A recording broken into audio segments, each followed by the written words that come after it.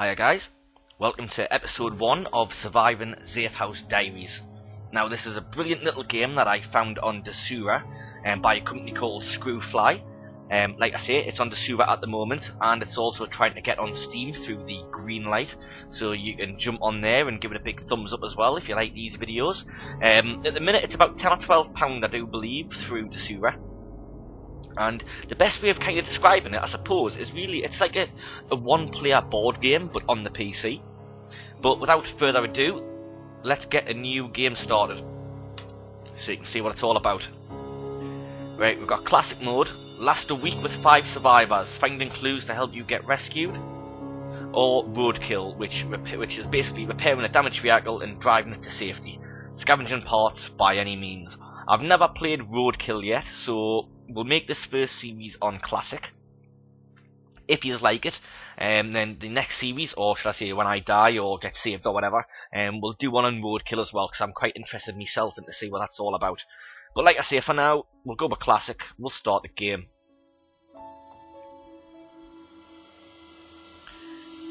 Here we go. This is the main view of the game. I do kind of realise that this will probably put a lot of people off to start with, since it's not really a graphical game at all. It's more of a reading game, and you know, like it's a roll of the dice, and sometimes this can happen, sometimes other things can happen. You'll see, I suppose, as we play.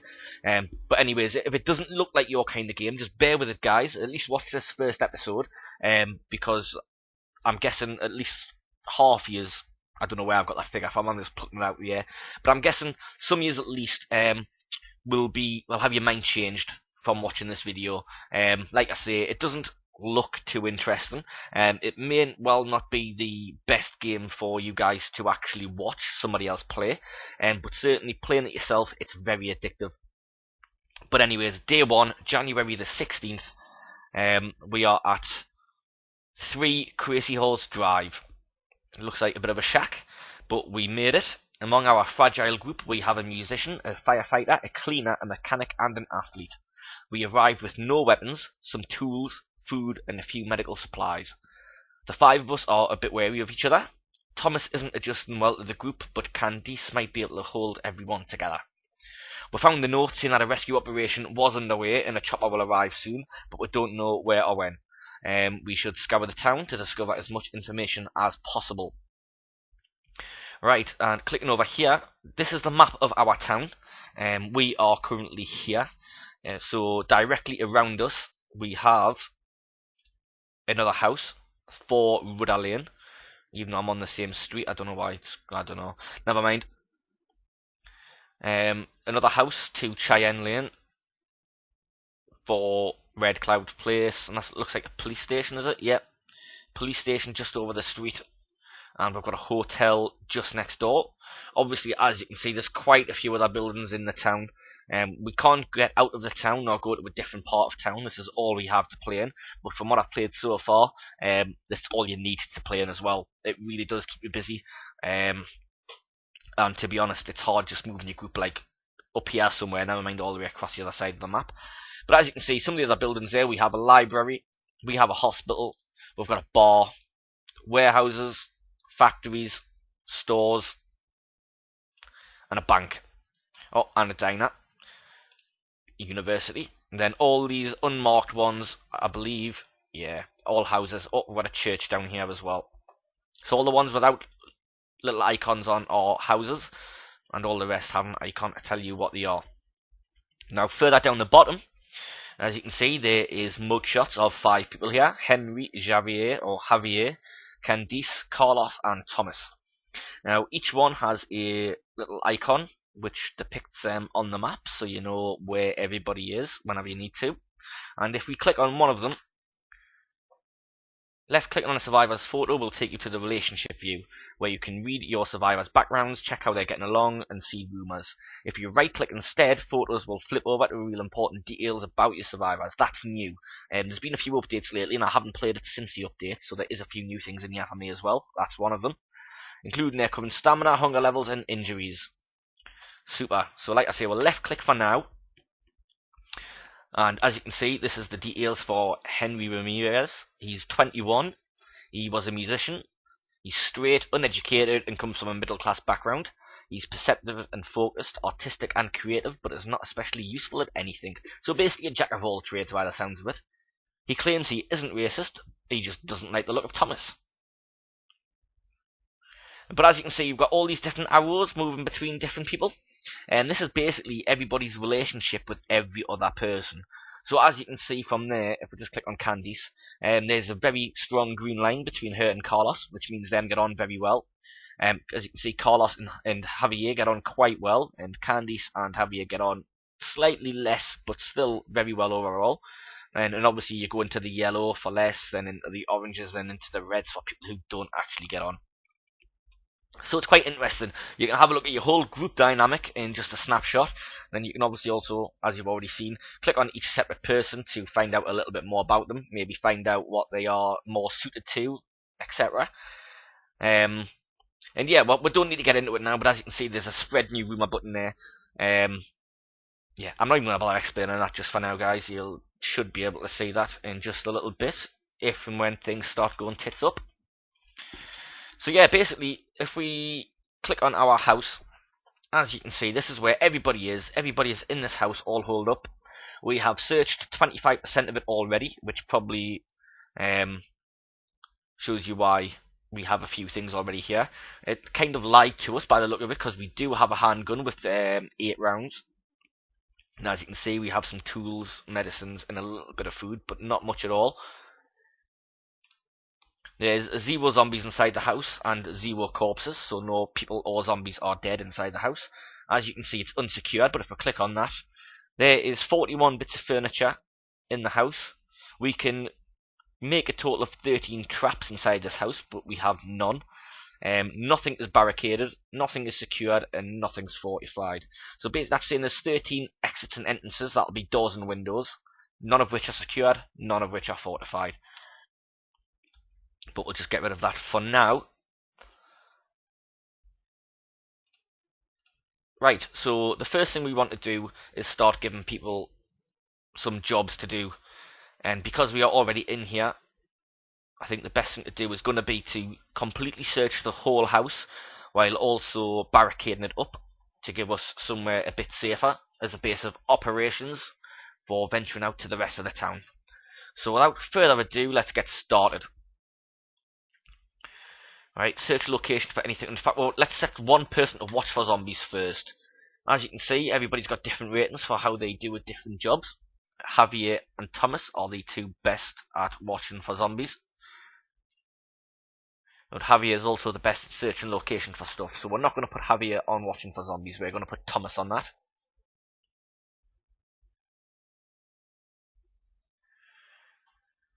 Right, we're then going to get 2 people to barricade entrances, and 2 people to search the location. Now, again, Javier is the best for that. Carlos and Candice, by the looks of it, for that. And we do believe those 2 had a good relationship as well, didn't they? Yeah, Carlos and Candice. So basically, if we put those together on a job... Where'd it go? There we go. They should perform better because they are already friendly with each other. So you should get more productivity out of them. And search location. Henry's quite shite at that, but he needs to go and do it anyways.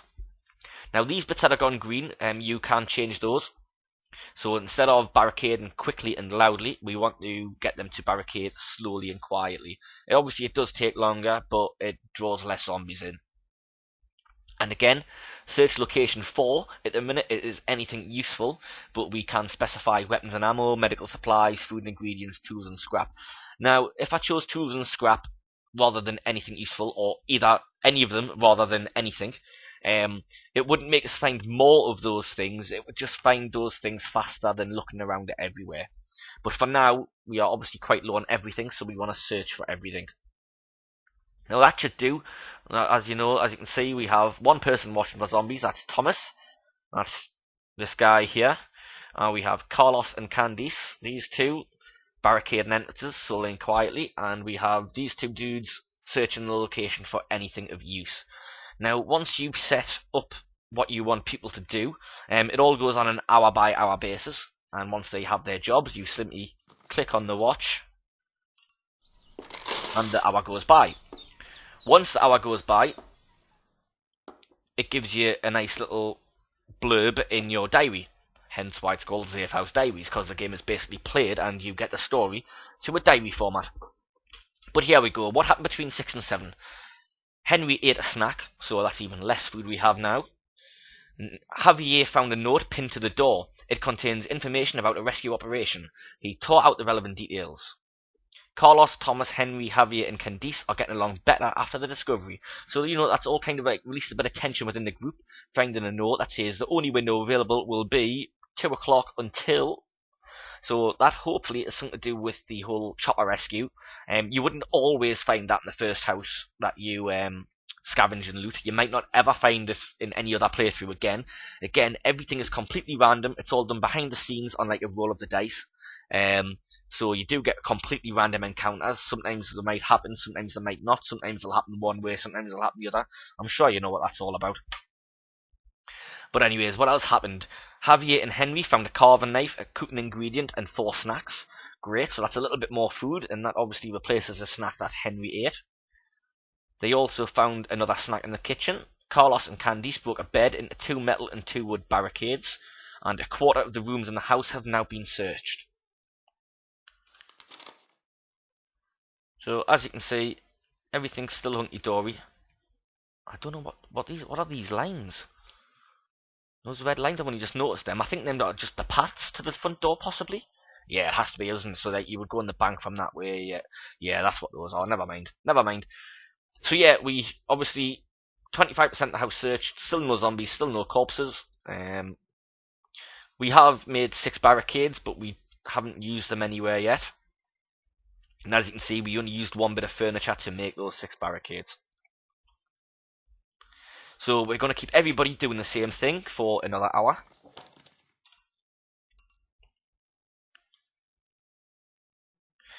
Javier and Candice have been discussing tactics and they're both feeling smarter.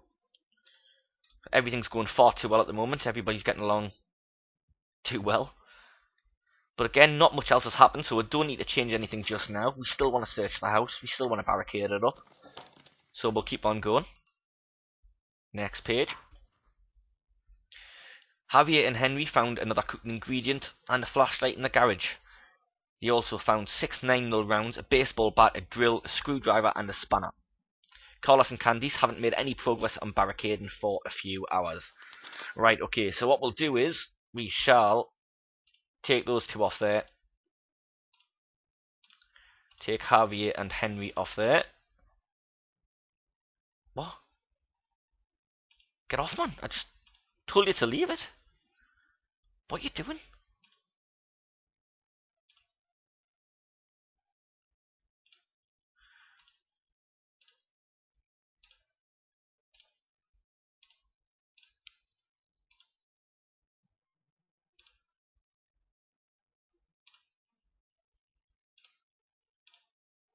See how that works. Basically, they'll just swap jobs. So we're still keeping the 2 teams of 2, still with the same people who are with before. But literally, we're just making Candice and Carlos now search the location. And Javier and Henry are going to do the barricading.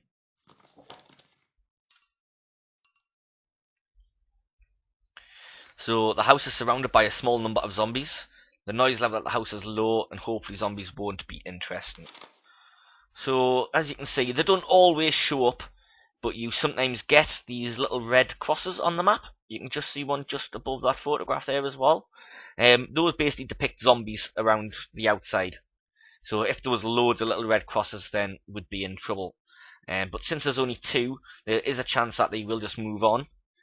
But let's take Henry off that. Let's take Carlos off that. Put them both on there. But I don't want to snipe them. Snipe? No, that's what I want. Carlos and Henry on there. Patrol outside and attack zombies. Now what they will do is, they should automatically choose the best weapons, I believe, to go out and destroy those zombies with. I don't think they'll use a gun.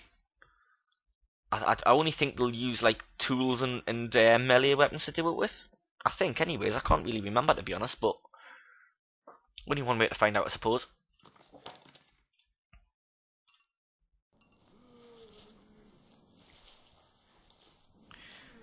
Candice and Carlos ate 2 snacks. Xavier hasn't made any progress on barricading. It didn't tell us anything about the people that went outside to attack the zombies, did it? Never mind, we'll try that again. That's better. There we go. Carlos and Henry attacked the zombie while on patrol. They took care of it. Henry struck the zombie in its torso with a hammer, killing it instantly. I don't know how hitting the zombie in the stomach with a hammer would kill it instantly, but hey ho. Xavier unsuccessfully tried to break down furniture into barricades. Right. As you can see, there's one more zombie out there. Who's the best? We're going to take Henry back off that, and we're going to add Henry to the barricade. But I do believe Xavier's best at that. Xavier and Henry. Right, I tell you what. Henry's going to search, even though he's not very good. And Candice is going to join Javier.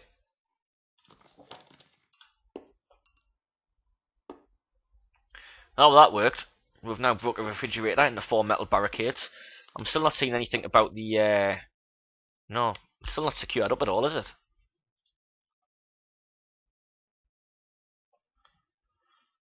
As you can see, that zombie that was there before actually moved away. There's another one there. That grey one, actually, if you can see that, just barely see that grey one there, that's possibly where we actually killed the zombie. I'm not too sure about that. I'll have to try and keep an eye on that and try and work it out.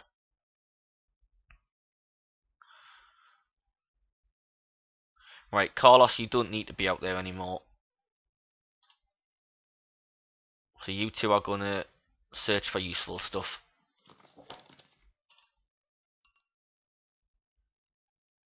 Found a crowbar. There's been one door leading to the living room secured. We've got more zombies outside.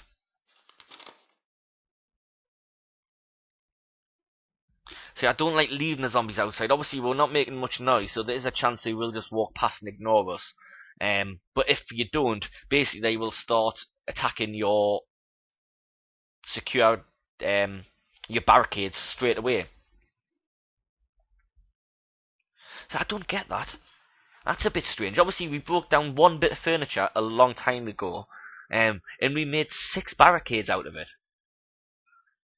We then made a couple of more things, so we've probably made about 10 barricades in total, but we've only secured one place, one door, and we've only got 3 barricades left. So as it took up like many barricades to secure one door, again, that's something we're going to have to keep an eye on to try and find out how it works. But for now, they're still barricading, they're still watching, Thomas is still watching for zombies, sorry. Should we give him a break? Should we give him something else to do? Henry, you can watch for zombies, matey, because you're crap at everything, basically.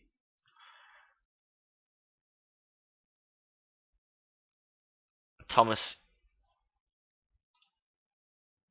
you can help searching the location.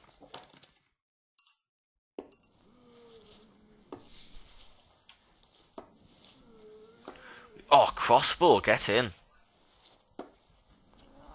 Here we go. These are working well as a team. Look, Javier and Candice broke another table down into 5 wood and 1 metal barricades. Then they secured another door leading to the kitchen. But Carlos and Thomas became frustrated with each other while searching the location. So let's give them a bit of time apart. Thomas, you've literally, it's the first bit of work you've actually done apart from watching for zombies, and you're already causing trouble. I'm keeping my eye on you, matey. Rested, fresh, rested, fresh. Oh, look, it's actually showing you what they've got on them. Why has he got a fire axe and a crowbar? I don't believe we can change those, neither, can we?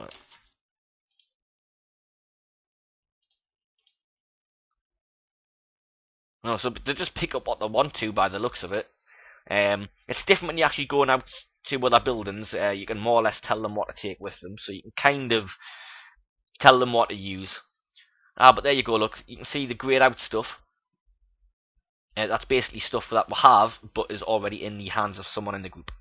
held by Javier, barricading them. Right, so they're using the stuff to help barricade the entrances with. So again, the better tools you find, the easier it is to barricade, and the faster you can barricade.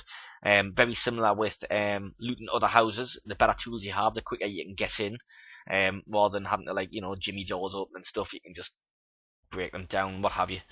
Hopefully you'll get to see that before we die anyways, or before we get rescued. I've never been rescued in this game yet, by the way. I've never ever made it anywhere near a week. I think the most I've made it is maybe 3 days. Right, but that's right. We're gonna